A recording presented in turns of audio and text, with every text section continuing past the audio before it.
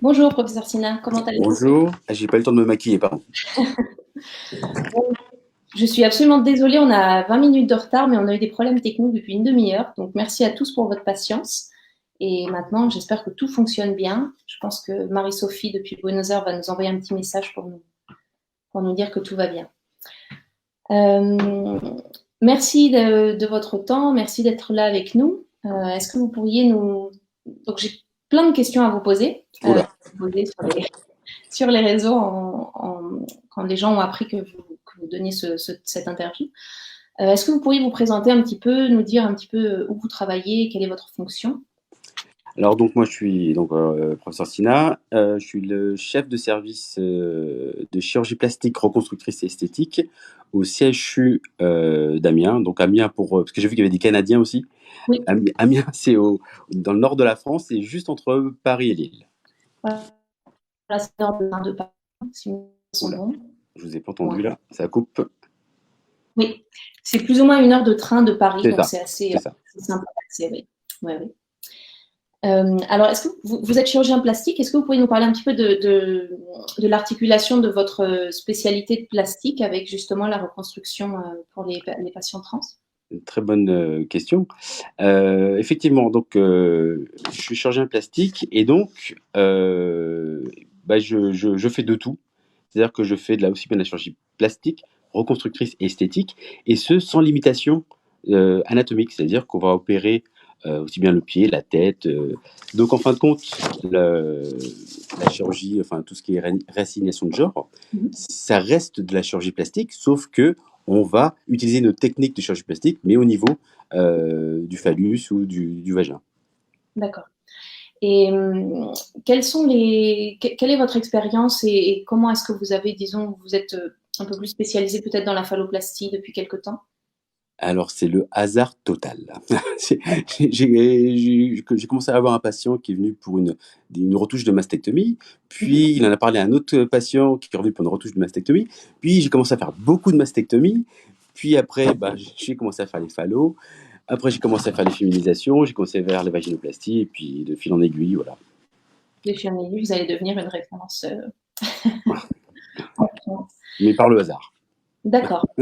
Euh, Est-ce que vous faites aussi des métailloplasties? Oui, alors donc là en pratique dans l'arsenal thérapeutique, ici on fait tout, hein, chez le patient, on va faire mastectomie, phalloplastie, métaïdoplastie. On fait aussi ce qu'on appelle le body banking ou le body contouring, hein, parce que souvent chez les patients, malgré les hormones, il reste toujours un petit peu de graisse qui caractérise un petit peu le sexe de naissance. Et donc, ce qu'on va faire, c'est qu'on prélève la graisse là où on l'aime pas, hein, au niveau des hanches, etc. Et on va la réinjecter au niveau des pectoraux, des deltoïdes pour masculiniser le thorax. D'accord. Et puis, chez les patientes, on va faire féminisation du visage, les vaginoplasties, les prothèses mammaires, bien sûr, Mhm. etc. D'accord. Oui, oui, je me souviens dans votre bureau les différentes prothèses mammaires. Oui.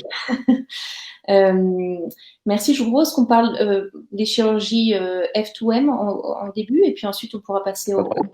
chirurgies M2F. On a surtout reçu beaucoup de questions concernant la phalloplastie. Alors, est-ce que vous pourriez me parler un petit peu de de la technique que vous préférez, celle que vous proposez en général et... Alors là, ça va être difficile de répondre parce que j'ai pas de technique préférée. D'accord. D'ailleurs, c'est une approche un peu particulière. Euh, Comme je vous ai dit, la chirurgie plastique, comment dire, les techniques de chirurgie plastique, on peut les appliquer sur n'importe quelle partie du corps. Et en pratique, euh, c'est pareil pour la phalloplastie, c'est-à-dire que, euh, juste pour vous expliquer un peu l'approche, quand le patient il vient, déjà, on va se demander ce qu'il veut. En Mhm. fonction de ce qu'il veut, on va voir sur son corps s'il a une zone donneuse, c'est-à-dire une partie du corps qu'on peut prendre pour faire la phalloplastie. Mhm. Et en particulier, on va prendre une zone donneuse qu'il n'aime pas. Par exemple, s'il a un petit bidon qu'il n'aime pas, ben, on Mhm. va essayer de prendre cette partie-là pour refaire le phallus. D'accord. L'intérêt, c'est quoi? C'est que on va prendre un endroit qu'il n'aime pas pour refaire le phallus. Donc au pire, si jamais ça ne marche pas, il aura au moins le bénéfice secondaire lié à ce prélèvement-là. Donc, la technique va vraiment dépendre du patient. C'est-à-dire que là, récemment, j'ai un patient, il avait juste une petite poignée d'amour qu'il Mhm. n'aimait pas. Donc, qu'est-ce qu'on a fait? Ben, on a pris cette poignée d'amour pour refaire le phallus. D'accord. Donc, il n'y a pas de technique. Vraiment, chaque patient est différent et on s'adapte à chaque patient. D'accord. Du coup, j'imagine que la préparation de la zone donneur va être différente en fonction de la zone, justement. Exactement. Euh, En gros, on va privilégier les zones où il y a beaucoup de laxité. Enfin, déjà, les zones qui sont cachées. Donc, on va privilégier, par exemple, le pli de laine. Hein, c'est un lambeau que je fais souvent, c'est le skip flap, Oui, où on prélève au niveau de l'aine. L'abdomen, hein, un DIEP ou même des expandeurs, des techniques, comment ils appellent ça? La technique abdominale, ouais. oui, Voilà. avec le bras. Euh, Souvent aussi, il y a un peu de laxité au niveau du dos. Mhm. Voilà. Et si jamais voilà, il n'y a pas du tout de laxité, dans ce cas-là, on sera amené à mettre des ballons, Oui, bah, pareil, dans l'endroit qui dérange le moins le patient, pour étirer la peau, pour pouvoir, d'une part, faire le phallus, et d'autre part, pouvoir fermer le site donneur sans créer de séquelles. d'accord. Donc, vraiment, c'est un petit peu à la carte en fonction des désirs du patient et de sa morphologie et des zones possibles. Exactement. Alors, c'est un inconvénient. Alors, l'avantage, c'est que voilà, ça permet en cas d'échec, bah, il y a pas de perte de chance pour le patient. Oui, L'inconvénient, c'est que bah, il faut accepter qu'on part dans une inconnue et que c'est pas réglé comme une horloge suisse, oui. De qu'il y a plein d'inconnus et qu'il faut être prêt à ça. toute façon, ce sont des chirurgies, qu'on ait ou pas une technique préférée, ce sont des chirurgies qui ont beaucoup d'inconnus, donc bon, Voilà, il peut y avoir des problématiques post-opératoires importantes, de toute tout à fait. façon. On me posait la question, donc on sait que vous faites, enfin en tout cas, on a eu des personnes qui nous ont écrit disant qu'on savait pour la technique abdominale, la technique de la cuisse. Est-ce que vous faites aussi la technique antébrachiale? Alors, c'est la technique que je fais en dernier. Mhm. C'est-à-dire que, alors, c'est vraiment comment dire, un parti pris, j'allais même dire idéologique, hein. Mhm. C'est que j'ai du mal à créer une séquelle visible sur l'avant-bras. Donc, Non, en plastique, ça se comprend. voilà. Donc, je vais privilégier une zone que je vais pouvoir cacher, Mhm. même si c'est techniquement plus dur. Et donc, comme je dis, l'avantage, c'est que si jamais ça rate, euh, il y a un bénéfice secondaire pour le patient. Et donc, si jamais ça rate, on pourra toujours envisager des techniques classiques, comme par exemple l'embout de l'avant-bras. D'accord. Oui, justement, on a eu une question à ce propos. Qu'est-ce qui se passe si comment dire, si la greffe ne prend pas? Quelles sont les solutions qui pourraient... Bah, en pratique, c'est que voilà, il y a des solutions, il y en a partout, puisque sur tout le corps, il y a des vaisseaux qu'on peut prélever. Et donc, on peut prélever de la peau sur quasi tout le corps, hein, l'avant-bras, la cuisse, le ventre, le dos, pour reconstruire le- l'échec. D'accord. Concernant l'urètre, est-ce que vous faites quelque chose avec l'urètre ou est-ce que vous laissez ça complètement de côté? Ah non, non, bah, souvent, les patients, ils viennent quand même, ils veulent faire pipi debout, quoi. C'est quand Oui. même enfin, dans les patients, la majorité veulent faire pipi debout. C'est Mhm. un des objectifs. Euh, D'ailleurs, juste pour la petite histoire, il y a un patient qui m'a raconté il n'y a pas longtemps. J'ai fait le premier temps sans la connexion. Mhm. Et puis, il prenait un blablacar avec des potes. Sauf que, bah, fallait qu'il s'arrête pour faire pipi. Et donc, il ne comprenait pas pourquoi il ne s'arrêtait pas sur le bord de la route pour faire pipi. Voilà. Et donc, donc oui, c'est important pour beaucoup de patients. Et donc, on fait l'allongement de l'urètre. Mhm. Le plus souvent, on utilise le skip flap, le lambeau inguinal, Oui, qui permet d'avoir un lambeau juste à côté pour refaire l'urètre, ou sinon une greffe. d'accord. On me demande souvent s'il y a l'usage de la mucosa de la bouche, pour, Alors, au moins pour l'attache entre le néo-urètre et l'urètre. oh non, bah si alors s'il n'y a pas de problème, il n'y a pas de raison parce que on peut utiliser la muqueuse du vagin, enfin la partie des petites lèvres qu'on peut tourner pour faire la connexion. D'accord. La muqueuse buccale, bah là j'ai utilisé il n'y a pas longtemps. C'est vraiment en cas de problème de sténose ou de fistule. Éventuellement, on peut prendre cette muqueuse-là. D'accord. Pas d'emblée. Euh, J'ai une question concernant la technique de la cuisse. On en parle régulièrement et on parle aussi de l'usage d'un muscle pour avoir une érection qui soit un peu plus naturelle et donc ça permet d'éviter d'utiliser des implants. Qu'est-ce que vous pensez de cette technique et est-ce que vous la pratiquez?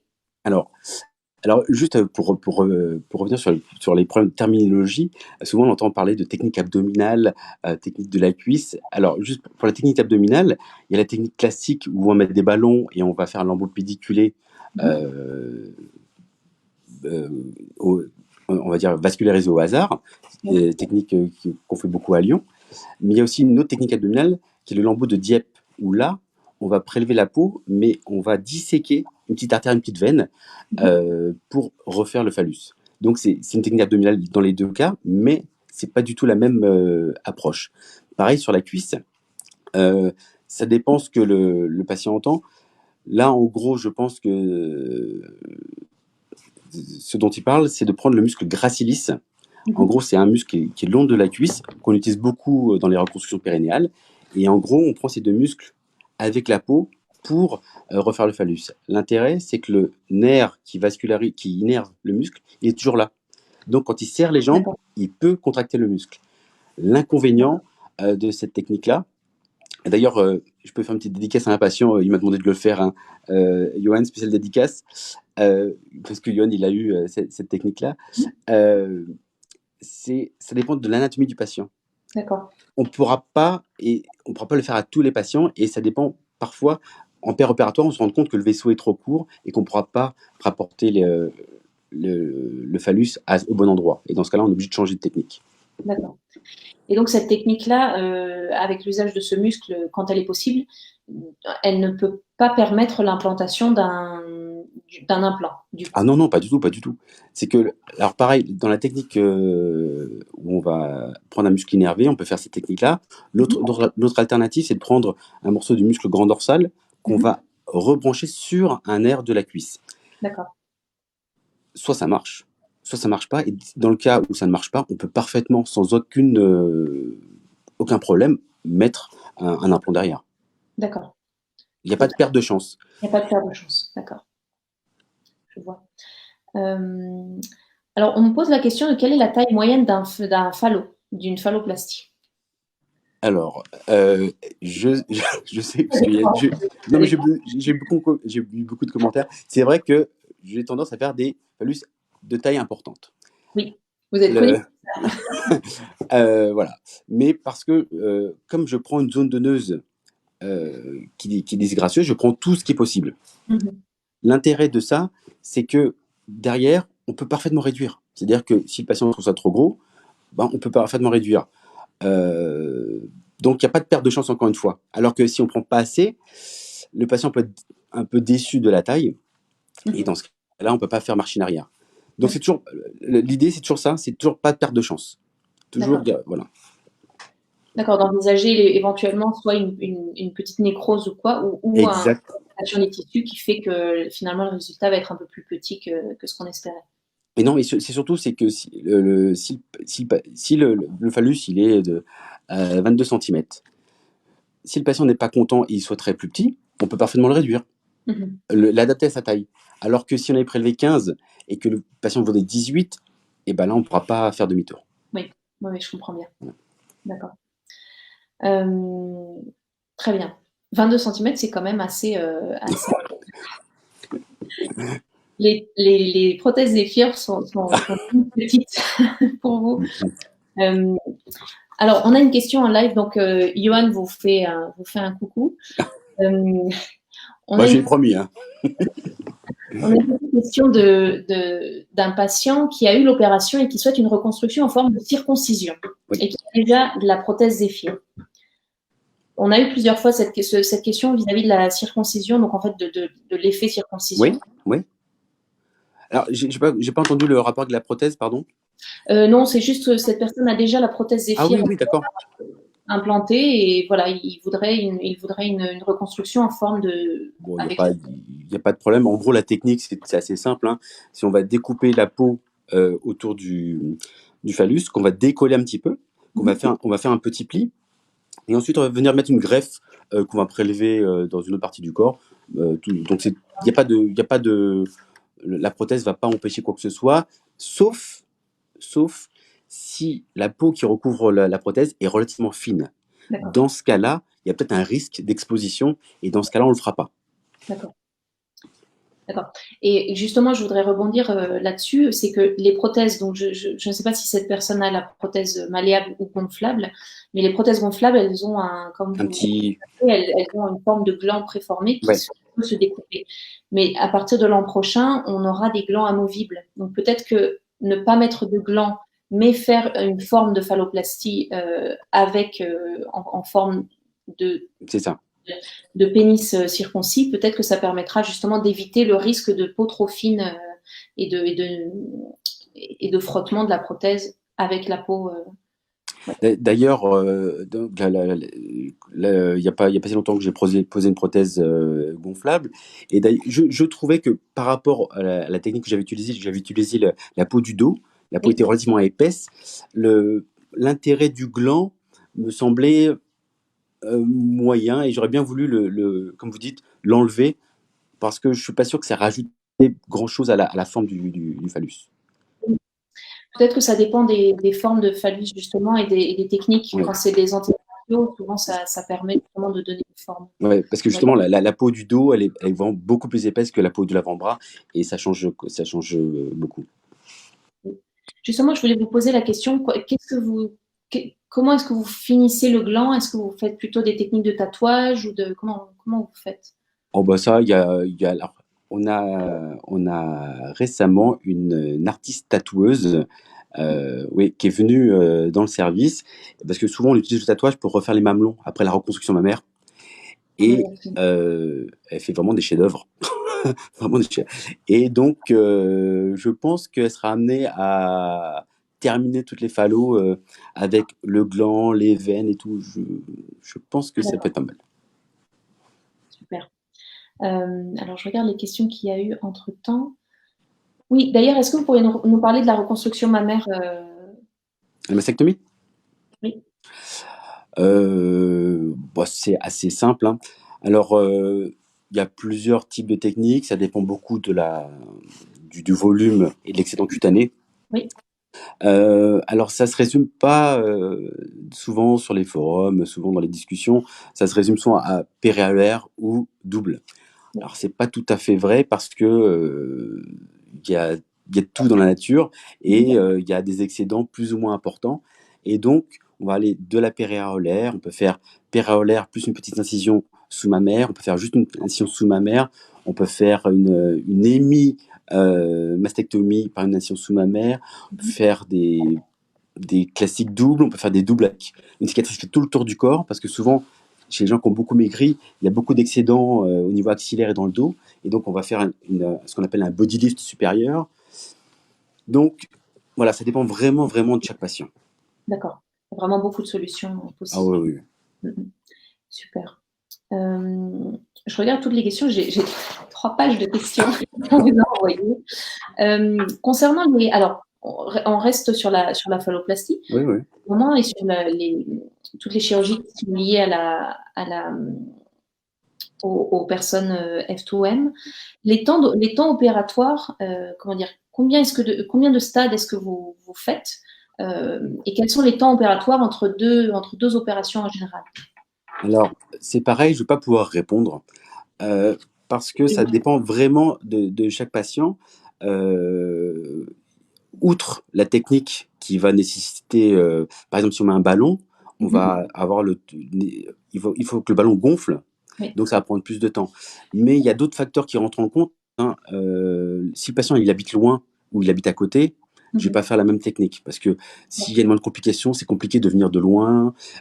Si le patient travaille, là, s'il est en CDI, il doit avoir un CDD, voilà, on va s'arranger. Il y a un patient qui doit garder son enfant pendant les vacances scolaires, donc on opère pendant les vacances scolaires. Donc en fonction des contraintes de chacun, on essaie d'adapter les temps, et on change aussi la technique pour pas que, par exemple, imaginons que le patient il peut se faire opérer maintenant et dans 6 mois.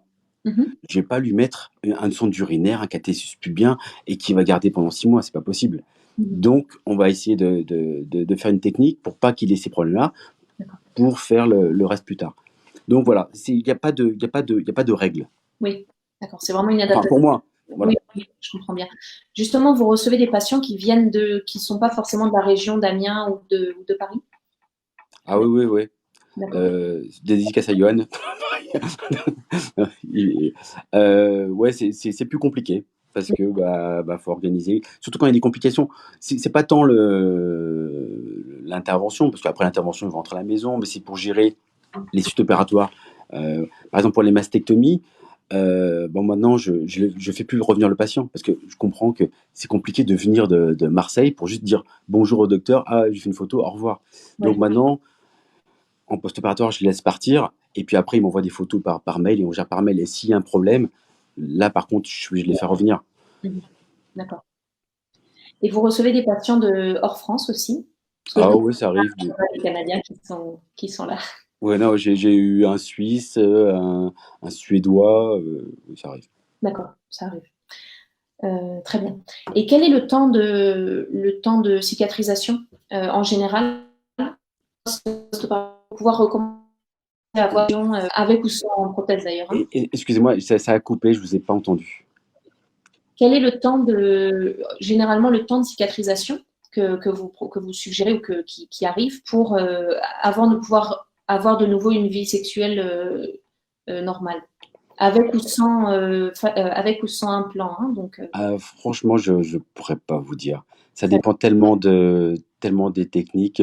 Et puis, par exemple, il y a des patients qui ont pas encore fini, qu'ils arrivent à avoir une vie sexuelle. Franchement, je pourrais pas vous dire.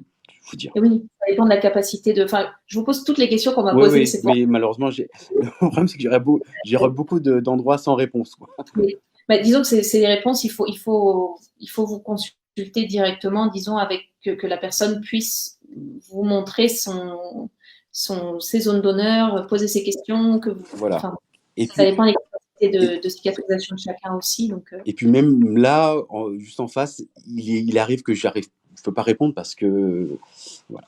il y a beaucoup inconnus de toute C'est ça, façon. c'est ça. Et donc, il faut vraiment que le patient qui se lance dans cette chirurgie soit prêt à accepter cet inconnu, euh, parce que malheureusement, on n'aura pas de réponse claire. Oui, absolument. Très bien. Alors, je vois qu'on nous pose plein de questions. Excusez-moi, je reviens sur les. Merci à tous hein, pour toutes vos questions. Alors, je vais les prendre une par une. Alors, pour la mammectomie, donc on revient à ce qu'on disait tout à l'heure, est-ce qu'on garde la sensibilité au niveau des tétons? Alors, Donc, ça, je sais qu'on a parlé de plein de techniques différentes. Donc, ça dépend vraiment de la technique. Parce qu'il faut imaginer que les nerfs, ils partent du thorax et ils vont aller jusqu'au mamelon. Or, ils vont traverser la glande mammaire. Or, il faut qu'on enlève la glande mammaire. Donc, forcément, les nerfs, ils vont être coupés. Et donc, en fonction de la taille de la poitrine qu'on doit découper, en fonction des tissus qu'on laisse, soit les nerfs, il y en a quelques-uns qui sont respectés, et dans ce cas-là, la sensibilité est toujours là. Soit les nerfs, ils ont été coupés, mais peuvent repousser. Par exemple, lorsqu'on fait une réduction mammaire, souvent la sensibilité revient au bout d'un an. Et parfois, ça ne revient pas du tout. Même dans le cas d'une greffe d'aréole, hein, parce que dans la technique, dans la double, on va découper l'aréole, on va faire une petite greffe qu'on va poser. Théoriquement, il n'y a pas de sensibilité.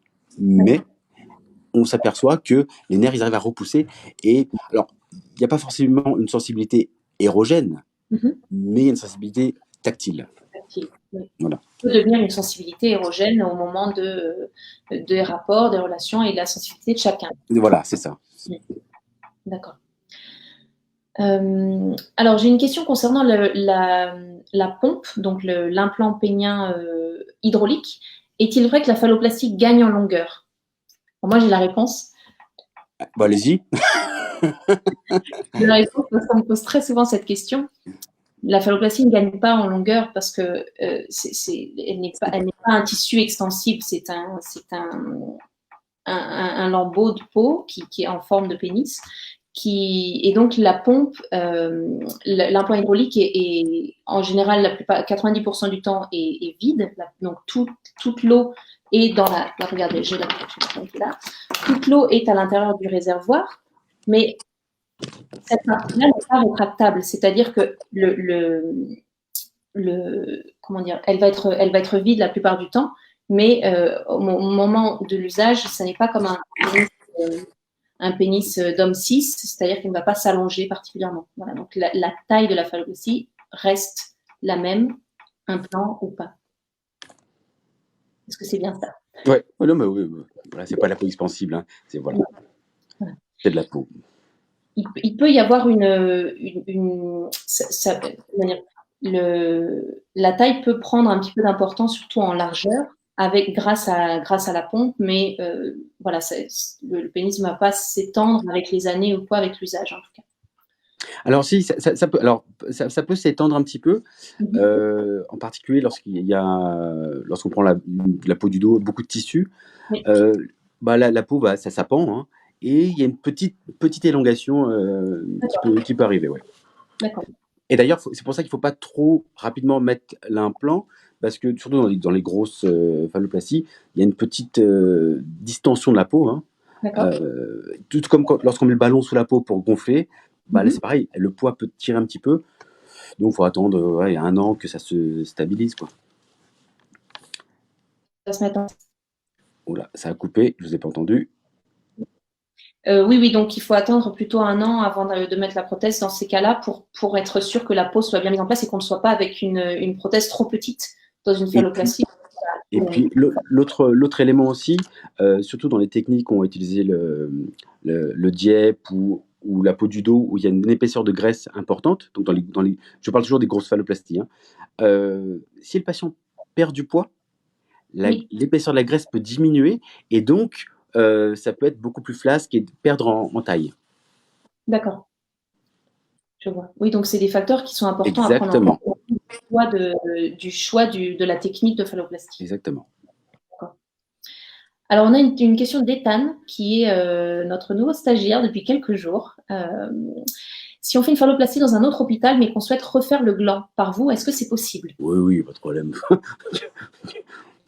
Je suis pas raciste. Je profite de faire un pont avec une autre question qui est: est-ce que vous retouchez les urètres, n'étant pas urologue, hein, est-ce que vous retouchez les urètres qui ont été potentiellement faits dans d'autres endroits? Pas de problème. Et aussi, est-ce que comment dire, l'élongation de l'urètre, est-ce que vous la faites au moment de la phalloplastie? Est-ce qu'elle peut être faite après la phalloplastie? Ah oui, tout à fait. Tout à fait. D'accord. Ah oui, alors parlons du diclite.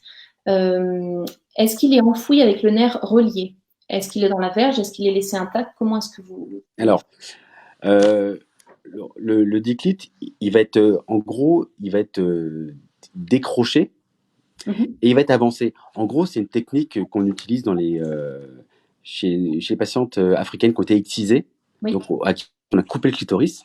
Et ce qu'on fait, c'est qu'on va chercher le moignon du clitoris qu'on va avancer. Et donc, on va faire exactement la même chose. Donc, toute l'innervation du clitoris reste là, sauf qu'il va être beaucoup plus avancé et on va l'enfouir dans la verge.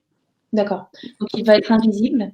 Voilà. Il va être quand même assez proche pour pouvoir maintenir les sensations. Exactement. Car il faut aussi distinguer, il y a plusieurs questions sur la sensibilité. Alors, quand on parle de sensibilité, il faut être bien clair de quoi parle-t-on.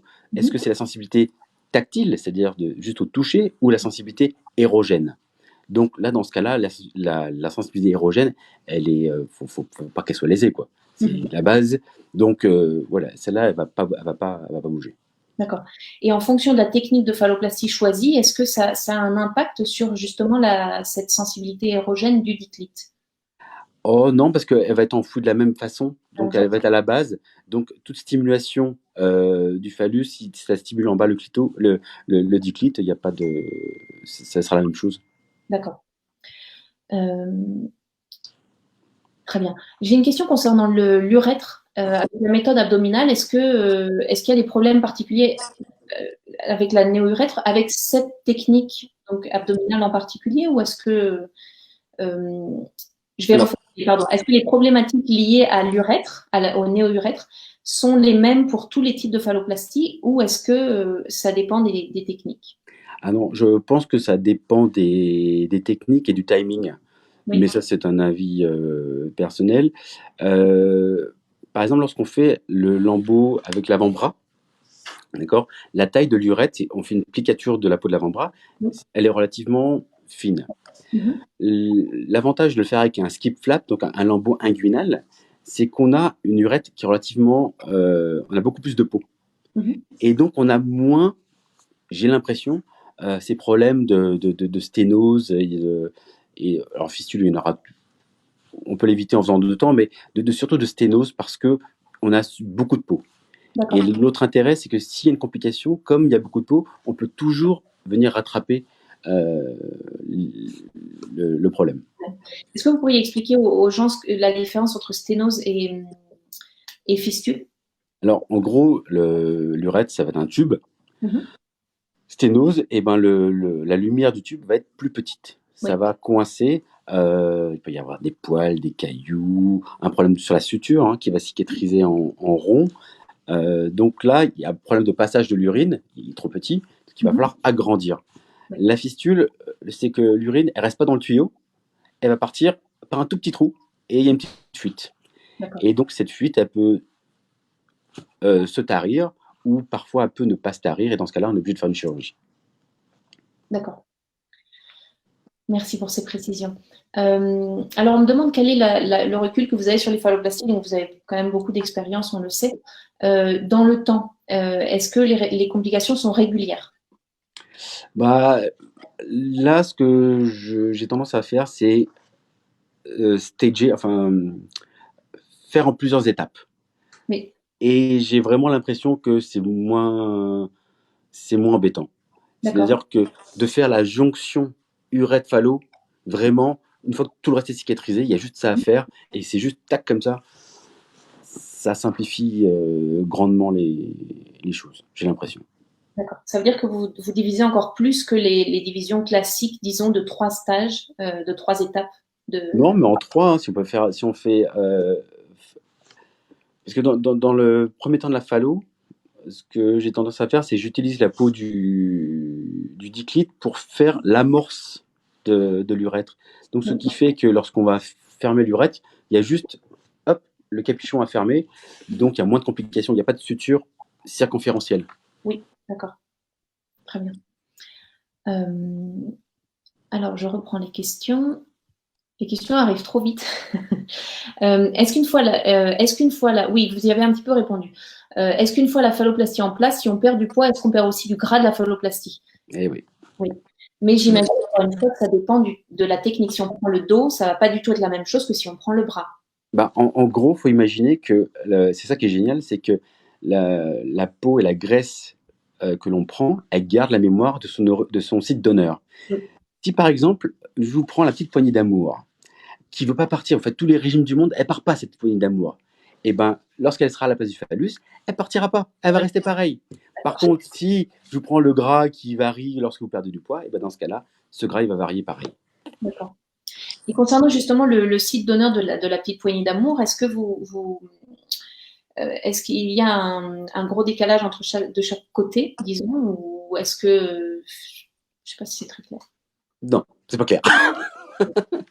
Est-ce qu'il va y avoir une grosse différence morphologique si par exemple on prend le côté droit, qu'est-ce qui va se passer du côté gauche? Ah ouais, non, bah ça on va le corriger.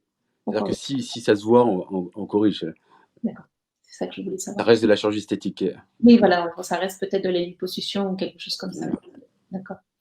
Euh, alors, je voudrais juste répondre à Sam. On va parler de la méthodioplastie un tout petit peu après. Euh, alors, quel implant peut être mis? On a déjà répondu à cette question avant. Quel implant peut être mis quand le muscle est utilisé pour le lambeau? Il n'y a Euh, pas de. Voilà, celui qu'on veut. oui. Euh, alors, avec la prothèse, où va le diclite? Une fois qu'on a le diclite, quand on met la prothèse, elle est. Et ben, il est là en dessous, voilà. Voilà. Donc là c'est C'est l'os. le haut? Non. Voilà. Donc voilà, il va être là, en dessous. Voilà. Voilà. Alors, Jay Rodriguez qui nous dit: je suis intéressée par la prothèse hydraulique pour plusieurs raisons. Je voulais savoir ce que vous en pensiez. Non, on n'a pas encore parlé des prothèses, Jay, donc pas de problème. Donc, on a deux prothèses, il y en a une malléable et une gonflable. De professeur Sina, vous avez plus d'expérience avec la gonflable, il me semble. Est-ce que vous avez une préférence même Alors, théorique entre l'un et l'autre?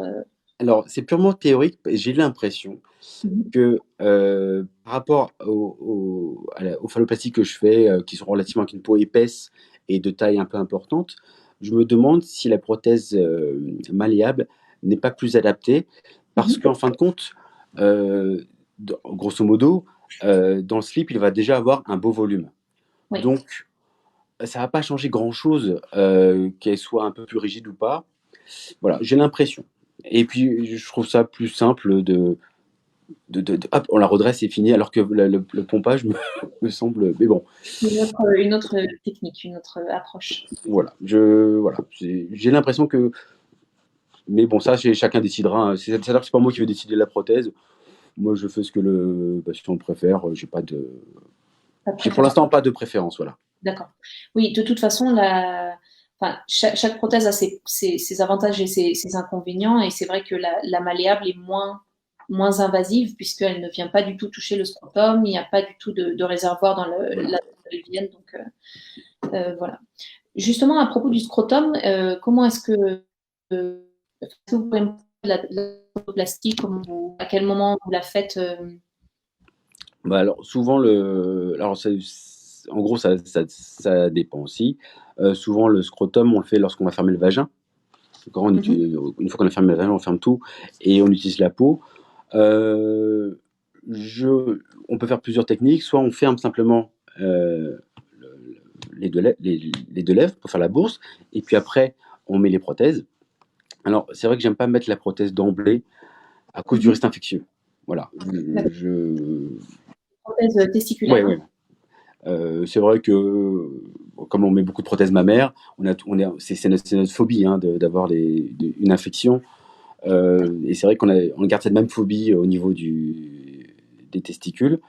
Mhm. Ou sinon, on peut, si le patient ne veut pas, par exemple, de prothèse, ou s'il veut décider plus tard, on peut plicaturer. Alors, il y a une petite plastie des lèvres pour faire Mhm. une pseudo-bourse avec des pseudo-testicules. D'accord. Et justement, j'avais reçu une question concernant le scrotum. Est-ce que vous utilisez de la graisse pour faire de la lipostructure ou Euh, est-ce alors, on peut, mais objectivement, on peut, mais faudrait pour avoir un volume conséquent, il faudrait, je pense, au moins trois séances de lipomodelage, enfin de lipostructure. Mhm. Mais on le fait quasi tous les jours au niveau du sein, hein. Au niveau du sein, lorsque les gens ont une mastectomie, et ben on prend de la graisse et on réinjecte et on arrive à refaire un sein, donc on peut. On peut. Mais peut-être que vous privilégiez plutôt malgré les risques plus infectieux, vous privilégiez peut-être plutôt Oh non, c'est que c'est plus simple, c'est plus rapide de mettre Mhm. une prothèse. C'est comme le sein, grosso modo. On pourrait faire des injections de graisse répétées, plusieurs interventions, alors qu'on met une prothèse, c'est tout de suite. Mais l'inconvénient, c'est qu'il y a la prothèse, il y a le risque infectieux, il y a les complications liées à l'implant. La Mhm. graisse, c'est naturel. Bon, voilà, c'est avantage-inconvénient, chacun décidera. Absolument. Euh, alors, je reprends encore. Merci pour vos réponses. Je lis tous les commentaires qu'on a reçus. Euh, oui. Alors, j'ai Ethan qui pose de nouveau une question. Donc, Ethan, vous l'avez déjà vu. Donc, je vous lis son commentaire. Vous parlez de la prise donc de zone d'honneur en fonction des complexes. Il est censé faire une dorsale avec vous, mais vous lui avez demandé de perdre un peu de poids. Ouais, Et parce qui que il l'a pas fait, c'est ça? Je ne sais pas. En tout cas, il est possible de faire une abdominale à la place du dorsal. Eh ben, ça dépendra de comment il a perdu du poids. Du coup, il faut qu'il revienne vous voir. Ouais, En- voilà. D'accord. Euh, alors, j'ai des questions concernant la phalloplastie abdominale. Du coup, quelles sont les différentes étapes? Alors, pour Kylian qui pose la question, on a déjà dit que vous vous adaptiez à la réalité de chaque personne concernant la division d'étapes et tout ça. Mais est-ce que il y a des étapes vraiment différentes d'autres phalloplasties pour l'abdominal? Alors, encore une fois, abdominal, ça dépend ce qu'on entend par abdominal. Parce que, bah, en gros, quand on me dit abdominal, moi, j'ai trois possibilités. J'ai soit le lambeau, enfin la technique classique abdominale, où on va mettre des expandeurs et on va rassembler la peau au milieu, entre l'ombilic et le pubis, et couper au niveau de l'ombilic et tourner. Oui. Donc ça, c'est vraiment la technique classique. La deuxième, c'est de faire un lambeau, un DIEP, c'est-à-dire que on va faire une abdominoplastie esthétique, donc une intervention qu'on fait pour les femmes en esthétique, sauf qu'à la place de jeter ce morceau de peau, eh ben on le garde, on va disséquer une artère et une veine qu'on va rebrancher pour recréer un phallus. Ça, c'est la deuxième technique. Et la troisième, c'est de faire un skip flap, c'est-à-dire qu'on va prendre de la peau non pas abdominale, enfin inguinale, on va dire, Oui. qu'on va ramener au milieu. Soit on prend les deux côtés, soit on prend un seul côté qu'on replie. Enfin bon, il y a plein d'alternatives. D'accord. Et ce lambeau de skip, lui, il est basé sur des artères et des veines, mais on ne va pas les couper et on ne va pas les rebrancher. Contrairement au DIEP où on va les couper et les rebrancher, là, les vaisseaux vont être en continuité. D'accord. Oui. D'accord. Alors, on a une question de Duhart qui est est-ce que c'est normal que parfois la greffe est froide et parfois à température normale du corps? Ouais, alors ça, je n'aurais pas d'explication. Lorsqu'on fait des réimplantations de doigts, quand les patients ont été amputés ou amputations de main, réimplantation de main, il y a souvent ce syndrome de main froide en post-opératoire. C'est lié au fait que tous les petits vaisseaux, les petits nerfs soient coupés. Voilà, ça reste qu'un morceau de peau qui a été coupé, qui a été rapporté à un autre endroit. D'accord. Oui, il n'y a pas suffisamment d'irrigation pour apporter à Oh, je pense qu'il y a d'autres éléments, une innervation sympathique, enfin une innervation euh, autre qui joue sur la vasoconstriction, etc., euh, qui a été coupé et qui n'a pas forcément bien repoussé. D'accord. Merci. Il me semble que j'ai loupé une question de Morgane. S'il veut reposer la question, il me semble que je suis un petit peu perdue dans tous les commentaires. Alors, j'avais d'autres questions qui étaient concernant le scrotum. J'ai déjà posé la question. Peut-être qu'on pourrait passer pour les personnes intéressées sur la métoidioplastie. Ouais. Est-ce que vous pouvez en parler un petit peu, même si pour l'instant, il me semble que ce n'est pas la principale type comment dire, d'opération que vous pratiquez pour le moment? Oh si, ça arrive, hein, c'est vraiment c'est les patients. Bon, en gros l'idée, c'est, bah, comme je disais tout à l'heure, l'idée de déplacer le diclite pour le mettre dans le phallus, bah, ça va être la même chose pour la méta, c'est qu'on va déplacer le diclite pour l'avancer, pour l'isoler du reste du pubis, pour créer un néopénis. Souvent, ce qui va avec, alors c'est pour ça que ça dépend vraiment des patients, il y a une nécessité de réduire le volume du pubis. Parce que, en gros, c'est un peu pareil dans les augmentations péniennes chez les hommes cis. On Oui. va couper le ligament suspenseur, on va injecter la graisse au niveau du pénis, mais on va aussi dégraisser le pubis pour avoir cet effet d'optique d'allongement du phallus. D'accord. Ah, c'est intéressant. Je n'avais pas encore entendu parler de cette possibilité-là, en fait, de dégraisser le pubis. En effet, ça peut permettre de donner une impression Exactement. d'une méta plus grande, plus importante. D'ailleurs, là, j'ai un patient que j'ai opéré il y a pas longtemps, où je lui ai d'abord fait une abdominoplastie et une puboplastie. Et rien qu'avec ça, il a cru qu'il avait la méta déjà. D'accord. Il fait ah bah non, j'ai pas fait encore. Donc D'accord. c'est juste cet effet-là de réduction du volume qui fait qu'on a déjà l'impression. L'impression. D'accord. Et du coup, bon, je sais que vous n'avez pas encore utilisé les petits implants pour la méta. J'espère qu'on les essaiera. Bah, pour tout vous avouer, lorsqu'on a mis la prothèse gonflable avec Dr Lawrence, initialement j'avais programmé une prothèse gonflable, une prothèse malléable et une méta, sauf qu'il y a eu des problèmes de programmation et on a dû annuler les deux. Bon, la prochaine. La prochaine fois. Du coup, j'ai une question concernant justement la crise actuelle. Est-ce que vous continuez à opérer? Quels sont les délais d'attente? Qu'est-ce qui se passe de votre côté? Je n'en sais rien. Voilà, j'ai aucune visibilité. Bien sûr, les interventions sont, il n'y a pas d'intervention pour l'instant, sauf s'il y a une complication. Oui. Je ne peux pas vous répondre. Alors, le problème, c'est que les délais d'attente sont relativement très longs maintenant. Donc, avec cette crise, enfin, avec cette crise, les délais d'attente vont être sûrement rallongés, mais pas que pour les phalloplasties, pour toutes les interventions qu'on pratique. Je ne sais pas comment comment on va s'arranger. Je ne peux pas vous répondre pour l'instant. En temps général, donc sans crise, dans un monde où tout va quand même un peu mieux que maintenant, quels sont vos délais d'attente classiques? Bah, là, j'arrive à, je crois que c'est 2025, là, je crois, pour les phallos. D'accord. Ouais. Ok. Ouais. Je crois. Bon, il faut prendre son mal en patience alors. Ouais.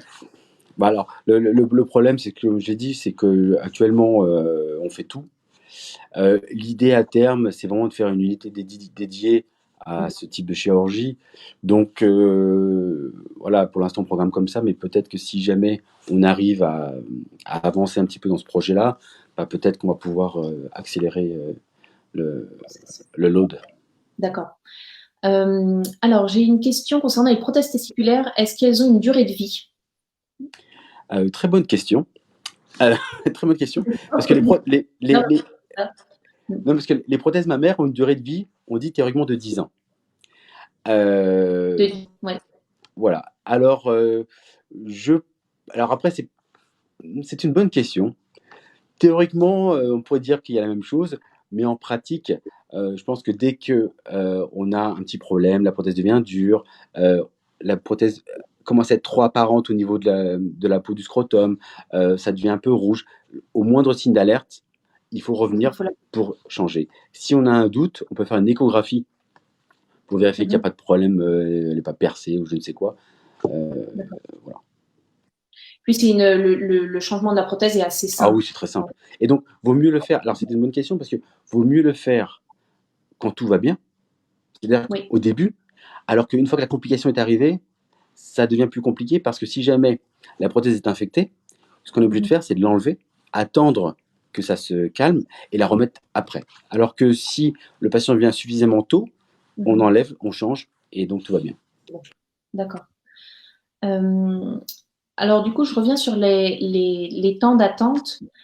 C'était en fait un patient à vous qui pose cette question, qui sont déjà en cours de phalloplastie. Donc, est-ce que les délais, du coup, avec la crise, est-ce que vous avez une idée de... Oh, je vais pas vous abandonner, les gars, vous inquiétez pas. Bon, je pense qu'on a besoin de savoir ça. Très bien. Alors, on a une question de quelqu'un qui nous dit: point de vue phalloplastie abdominale prévue dans un mois, j'ai des abdos bien dessinés, bien sculptés. Est-ce que, d'un point de vue esthétique, tous mes efforts seront cachés par les cicatrices? Gâchés par les cicatrices? Alors, ça dépend vraiment de la laxité cutanée. C'est-à-dire qu'en gros, si on peut tirer la peau, alors bon, je vais expliquer grosso modo c'est quoi une abdominoplastie de base.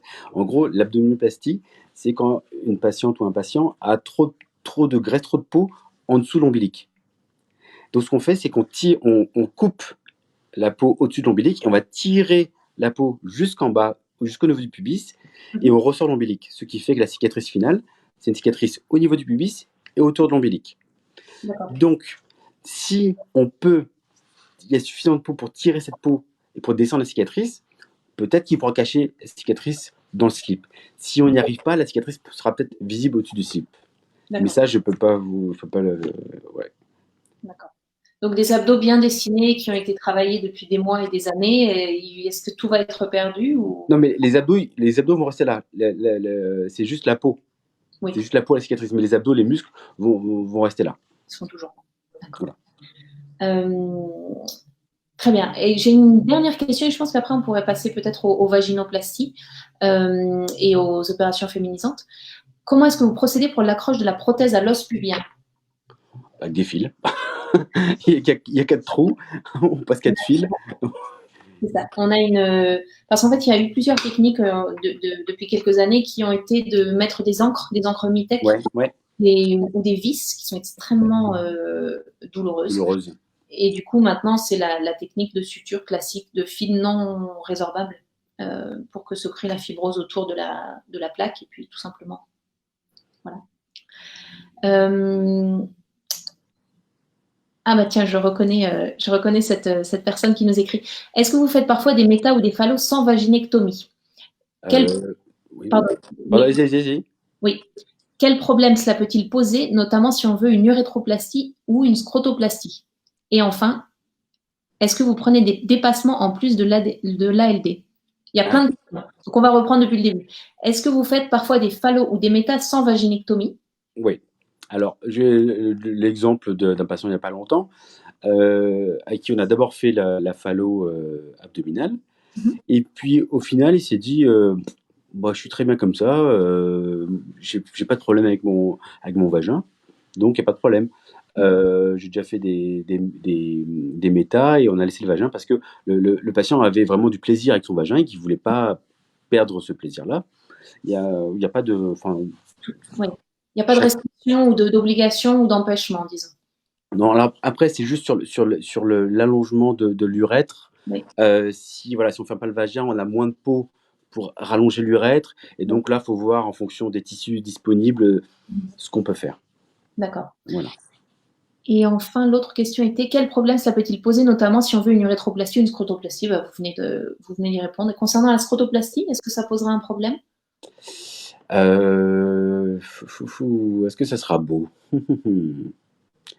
C'est une. Parce qu'en gros, c'est que pour faire la scrotoplastie, on est obligé de prendre la peau des grandes lèvres.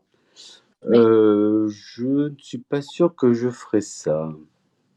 J'ai pas eu l'occasion, mais je ne suis pas sûr que ça veut dire qu'on aurait les bourses. À l'entrée, vraiment à l'entrée du vagin. Ouais, je sais pas si c'est je pourrais pas. Ouais. En gros, franchement, ça dépend des patients. Si par exemple il y a des grandes lèvres très importantes, on peut faire Mhm. voilà, enfin, réduire les lèvres et puis utiliser l'excédent. S'il n'y a pas grand-chose, est-ce que ça sera joli, qu'il n'y aura pas de conséquences? Je sais pas. C'est pas sûr. Voilà, je sais pas. J'ai pas fait encore, donc je sais pas. Bon, très bien, merci. Du coup, en parlant de vagin, peut-être qu'on pourrait. Excusez-moi. Je suis de Saint-Julien en Genevois. J'ai vu que la fabrication était route des Jeunes. Ah oui, je répondrai à cette question après qui concerne le pire.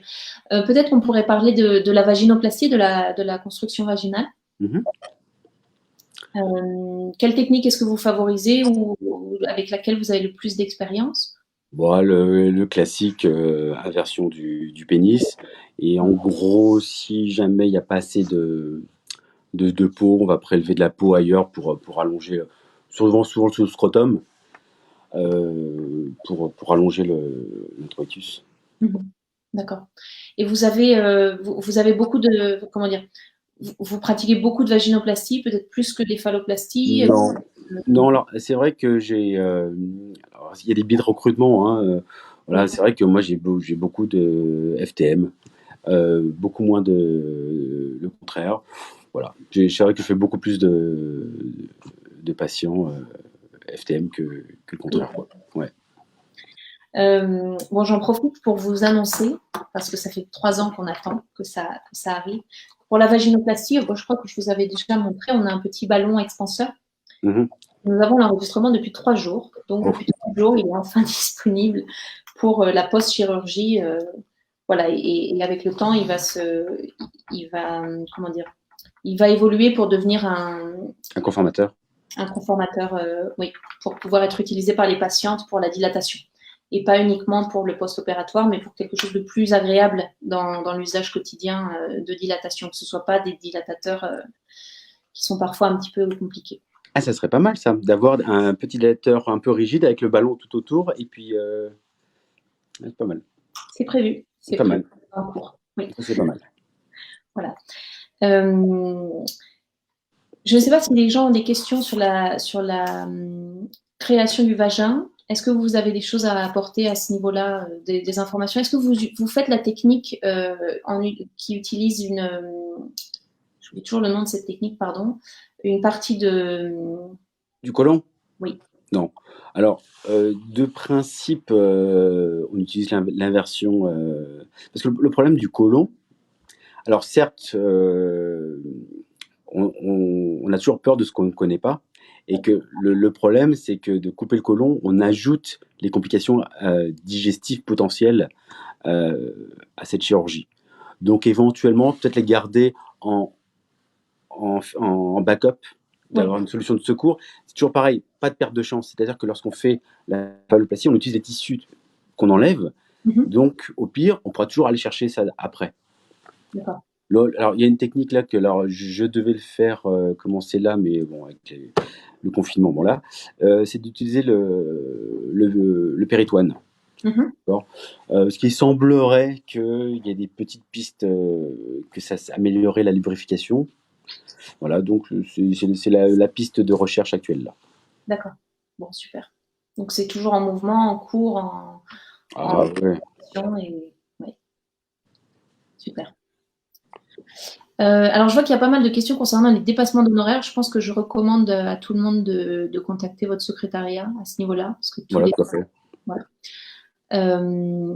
Est-ce que j'ai loupé des questions? Je ne sais pas.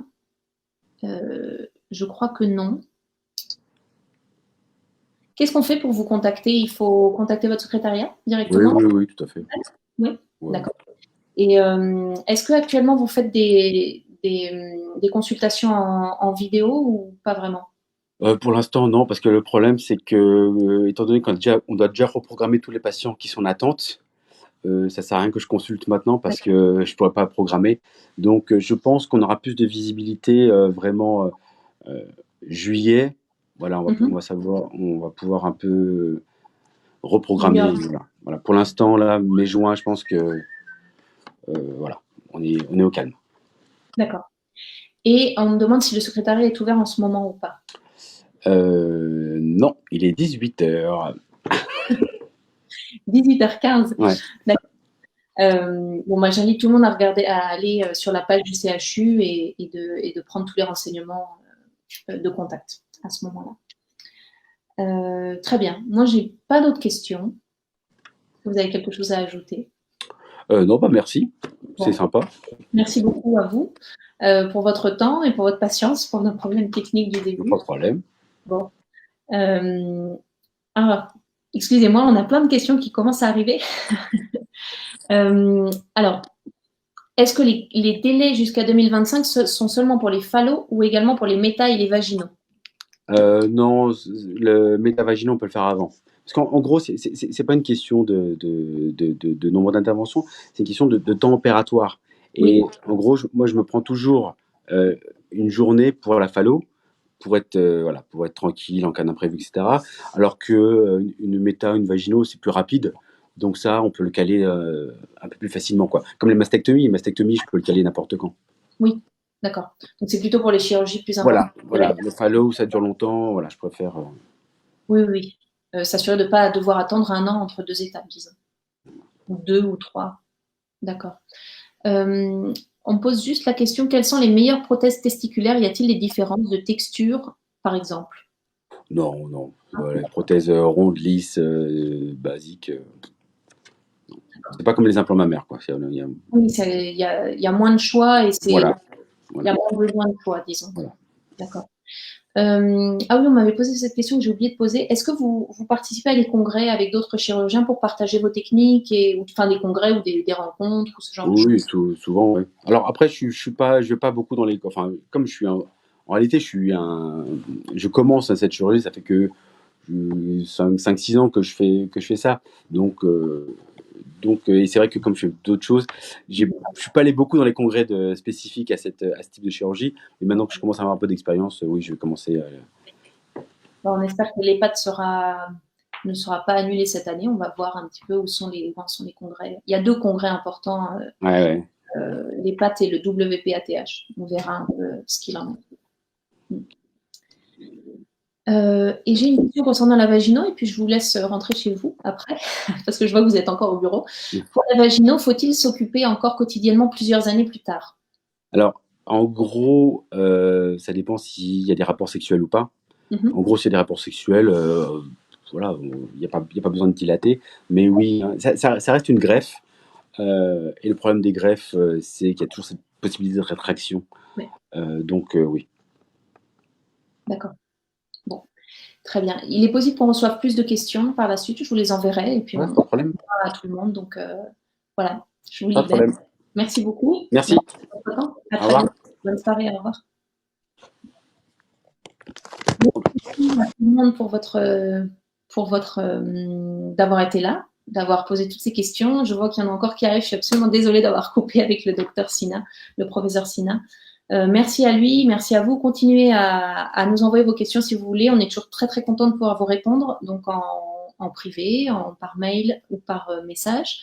Et puis toutes les questions qui vont arriver, je les enverrai au professeur Sina et puis on vous répondra par la suite. Merci beaucoup, passez une bonne soirée. Au revoir.